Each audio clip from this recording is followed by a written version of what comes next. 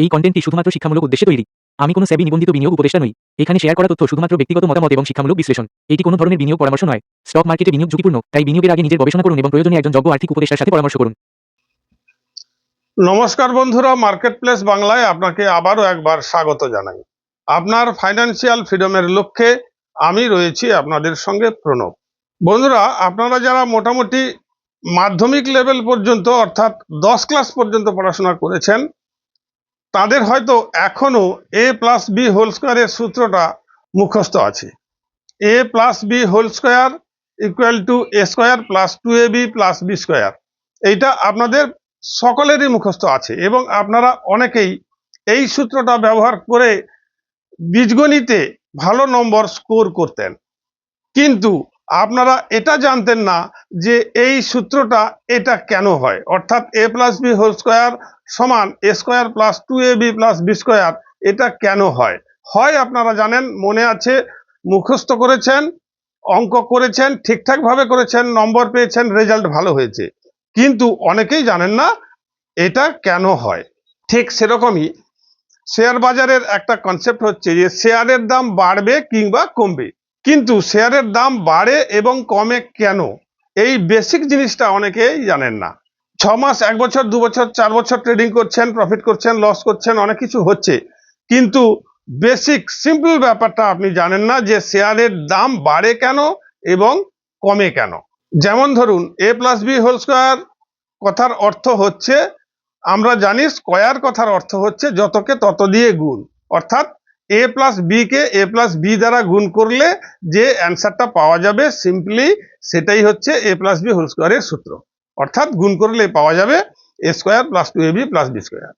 সেরকমই শেয়ারের দাম কেন বাড়ে অথবা কমে আপনাকে প্রশ্ন করলে অনেকে উত্তর দেবেন এটা চার্টের কারণে হয়। সাপোর্ট রেসিস্ট্যান্স যদি থাকে, সাপোর্ট থেকে ওপরের দিকে যায়, আবার রেসিস্ট্যান্স থেকে নিচের দিকে আসে, আর উল্টোটা যদি সাপোর্ট কিংবা রেসিস্ট্যান্স ব্রেক করে দেয়, তাহলে রেসিস্ট্যান্স ব্রেক করলে আরো উপরে চলে যায়, আর সাপোর্ট ব্রেক করলে আরো নিচে নেমে যায়। এই সাপোর্ট আর রেসিস্ট্যান্সের জন্য মার্কেটে ওঠানামা হয়, এটা ঠিক কথা, কিন্তু এটা বেসিক ব্যাপার নয়। এটা আপনি অনেক অ্যাডভান্স লেভেলের উত্তর দিচ্ছেন, আপনি প্রাইমারি লেভেলের উত্তরটা এখনো দিতে পারছেন না। সেই একই ব্যাপার, সূত্রটা আপনি জানেন কিন্তু কেন হয় জানেন না। আবার কেউ কেউ হয়তো উত্তর দেবেন বায়ার এবং সেলারের অ্যাক্টিভিটির কারণে শেয়ারের দাম বাড়ে কিংবা কমে, অর্থাৎ যখন বায়ার সংখ্যায় অনেক বেড়ে যায় তখন শেয়ারের দাম বাড়ে, এবং যখন সেলারের সংখ্যা বা ভলিউম বেড়ে যায় তখন বায়ার কমে যায়, তখন শেয়ারের দাম নিচের দিকে যেতে থাকে। এটাও ঠিক, কিন্তু এটাও একটু অ্যাডভান্স লেভেলের কথাবার্তা, অর্থাৎ এটা হচ্ছে আপনার উচ্চ মাধ্যমিক লেভেলের কথাবার্তা, কিন্তু বেসিক যে বিষয়টা সেটা নিয়েই আজকে আমি আলোচনা করব। যারা শেয়ার বাজারটা ঠিকঠাক ভাবে শিখতে চান একদম বেসিক থেকে, তাদের এই বিষয়টা অবশ্যই জানা প্রয়োজন, কারণ মার্কেট কিভাবে রিয়্যাক্ট করে, অ্যাকচুয়াল মার্কেট জিনিসটা কি, তার বেসিক্স না জেনে আপনি কোনোদিনই প্রফিটে আসতে পারবেন না। তো আজকে এই বিষয়টা নিয়ে আলোচনা করব যে ঠিক শেয়ারের দাম বাড়ে কিংবা কমে কেন। তার আগে একটা রিকোয়েস্ট করব, ভিডিওটা টেনে টেনে দেখবেন না, তাহলে বিষয়টা বুঝতে একটু অসুবিধা হবে, এবং যদি ভালো লাগে তাহলে একটা লাইক, শেয়ার, সাবস্ক্রাইব অবশ্যই করবেন, কমেন্ট করবেন, কে কোন উত্তরটা জানেন সেটা একটু কমেন্ট করে বলবেন। আসল প্রাইমারি লেভেলের উত্তরটা আমি দেওয়ার চেষ্টা করছি। বন্ধুরা, একটু ব্যাকে গেলে আরো বুঝতে সুবিধা হবে, একটু পেছন থেকে আমি বিষয়টা শুরু করতে চাইছি। আপনারা শেয়ার বাজারে আসি কেন, শেয়ার বাজারে শেয়ার ট্রেডিং করি কেন, তার সিম্পল কারণ হচ্ছে শেয়ারের দামটা বাড়বে, বাড়লে আমার প্রফিট হবে। আপনি তো আশা করেছেন শেয়ারের দাম বাড়বে, শেয়ারের দামটা বাড়বে কেন, কখন বাড়বে? এটার সিম্পল লজিক হচ্ছে যে শেয়ার বাজারটা একটা ব্যবসা। আপনি যখন কোনো ব্যবসায় নিবেশ করেন তখন এই প্রত্যাশা নিয়ে নিবেশ করেন যে আপনি যে ব্যবসাটাই নিবেশ করেছেন, একটা ক্যাফে করেছেন কিংবা কাপড়ের দোকান করেছেন, সেখান থেকে আপনি কিছু পরিমাণ প্রফিট করবেন বলে।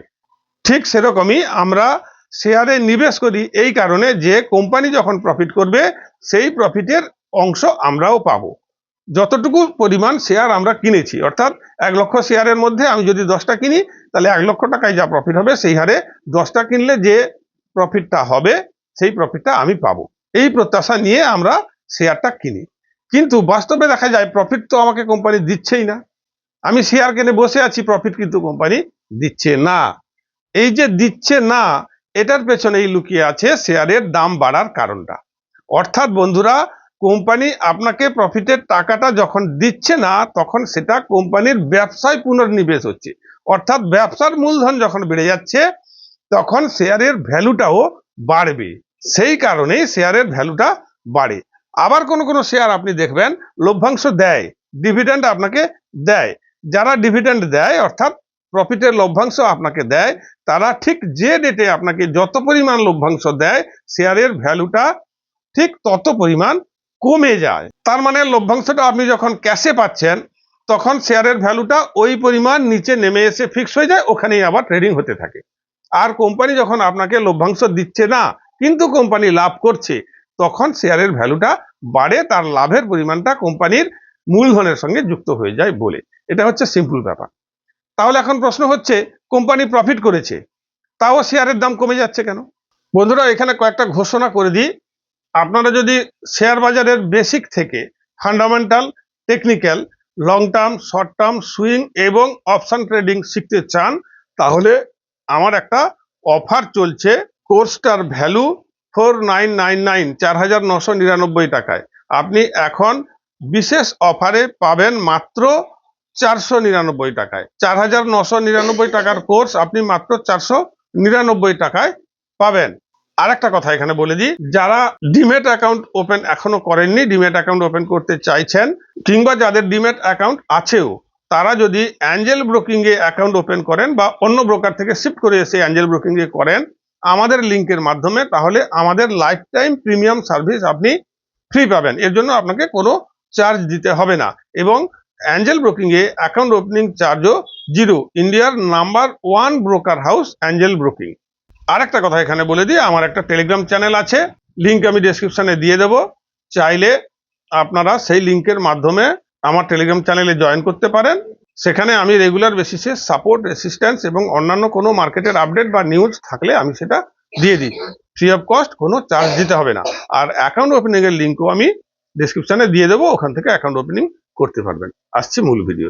তার কারণ হচ্ছে, কোনো সময় সেন্টিমেন্টালি যদি দেখা যায় যে কোম্পানি একটা নিয়মিত প্রফিট করছে, বছরের পর বছর 20% থেকে 30%-এর মাঝামাঝি এই রেঞ্জের মধ্যে একটা প্রফিট তারা করছে, তাই ঠিক সেই হিসেবে শেয়ারের দামটাও আগে থেকে বেড়ে যায়। অনেক সময় পাবলিক চায় যে আমি আগে থেকে এন্ট্রি নিলে আরো বেশি প্রফিট করতে পারবো, আগে থেকে বেড়ে যায়। কিন্তু যদি দেখা যায় যে সেই পরিমাণ প্রফিট কোম্পানি করতে পারলো না, দেখা গেল মাত্র 5% প্রফিট করেছে, তাহলে সেক্ষেত্রে প্রফিট করার সত্ত্বেও সেখানে শেয়ারের ভ্যালুটা কিন্তু পড়ে যাবে। অর্থাৎ যারা কিনে রেখেছিল আগে থেকে, তারা চাইবে সেখানে প্রফিট বুক করে নিতে। আর কোম্পানি যদি লস করে, তাহলে স্বাভাবিক শেয়ারের ভ্যালুটাও কমবে। যেমন প্রফিট করলে 10 টাকা প্রফিট করলে আপনার শেয়ারের ভ্যালু 10 টাকা বাড়বে, ঠিক তেমনি কোম্পানি যদি 10 টাকা লস করে, তাহলে আপনার শেয়ারের ভ্যালুটাও 10 টাকা কমে যাবে। আপনার 100 টাকার শেয়ারটা 90 টাকা হয়ে যাবে। এইটা হচ্ছে মূলত শেয়ারের দাম বাড়া এবং কমার মূল কারণ। বাদ বাকি কোনো কোনো সময় দেখা যায় যে শেয়ারের দাম যতটুকু বাড়ার প্রয়োজন ছিল, অ্যাকচুয়াল ভ্যালু যা ওই শেয়ারটার, তার চেয়ে অনেক গুণ বেড়ে গেছে। সেটা হচ্ছে, সেক্ষেত্রে বায়ার সেলারের অ্যাক্টিভিটি, টেকনিক্যাল এবং মার্কেট সেন্টিমেন্ট ফিউচার প্রেডিক্ট করে অনেক সময় যে আরো অনেকটা বাড়বে, ফিউচার প্রেডিক্ট করে শেয়ারের দামটা অনেক সময় উল্টো পাল্টা রকম ভাবে বেড়ে যায় অথবা কমে যায়। সেটা মার্কেট সেন্টিমেন্টের আলাদা বিষয়। কিন্তু মূল যে কারণ শেয়ারের দাম বৃদ্ধি কিংবা হ্রাস, তার কারণ হচ্ছে এইটা। তো বন্ধুরা, আশা করছি আপনাদেরকে বোঝাতে পারলাম শেয়ারের দাম ঠিক কি কারণে বাড়ে কিংবা কমে। আবার বলবো, যদি ভিডিওটা ভালো লাগে তাহলে একটা লাইক, শেয়ার, সাবস্ক্রাইব, কমেন্ট অবশ্যই করবেন। এই ভিডিও সংক্রান্ত বা শেয়ার বাজার সংক্রান্ত যে কোনো বিষয়ে কমেন্ট করুন, আমি সমস্ত কমেন্টের উত্তর দেওয়ার চেষ্টা করব। আজকে ভিডিওটা এখানে শেষ করছি। ভালো থাকবেন। নমস্কার।